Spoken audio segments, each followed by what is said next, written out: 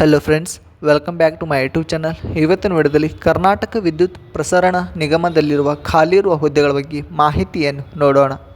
ಹುದ್ದೆ ಹೆಸರು line man. ಒಟ್ಟು ಹುದ್ದೆಗಳು 2200 ಹುದ್ದೆಗಳು. ಉದ್ಯೋಗ ಸ್ಥಳ ಕರ್ನಾಟಕದಲ್ಲಿ.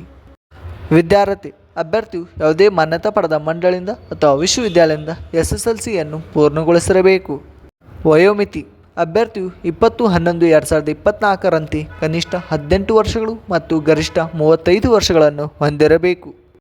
ಅರ್ಜಿ ಶುಲ್ಕ ಲೈನ್ಮ್ಯಾನ್ ಅಧಿಕೃತ ಅಧಿಸೂಚನೆ ಪ್ರಕಾರ ಅರ್ಜಿ ಶುಲ್ಕವನ್ನು ನಿಗದಿಪಡಿಸಲಾಗಿದೆ. ವೇತನ ಶ್ರೇಣಿ ನೇಮಕಾತಿ ಅಧಿಸೂಚನೆ ಪ್ರಕಾರ ಮಾಸಿಕ ವೇತನವನ್ನು ನಿಗದಿಪಡಿಸಲಾಗಿದೆ. ಆಯ್ಕೆ ವಿಧಾನ ಅಭ್ಯರ್ಥಿಗಳನ್ನು ಮೆರಿಟ್ ಪಟ್ಟಿ, ದೈಹಿಕ ಪರೀಕ್ಷೆ ಮತ್ತು ವೈದ್ಯಕೀಯ ಪರೀಕ್ಷೆ ಮೂಲಕ ಆಯ್ಕೆ ಮಾಡಲಾಗುತ್ತದೆ. ಪ್ರಮುಖ ದಿನಾಂಕಗಳು ಆನ್ಲೈನ್ನಲ್ಲಿ ಅರ್ಜಿ ಸಲ್ಲಿಸುವ ಪ್ರಾರಂಭ ದಿನಾಂಕ ಅತಿ ಶೀಘ್ರದಲ್ಲಿ ಪ್ರಕಟವಾಗಲಿದೆ.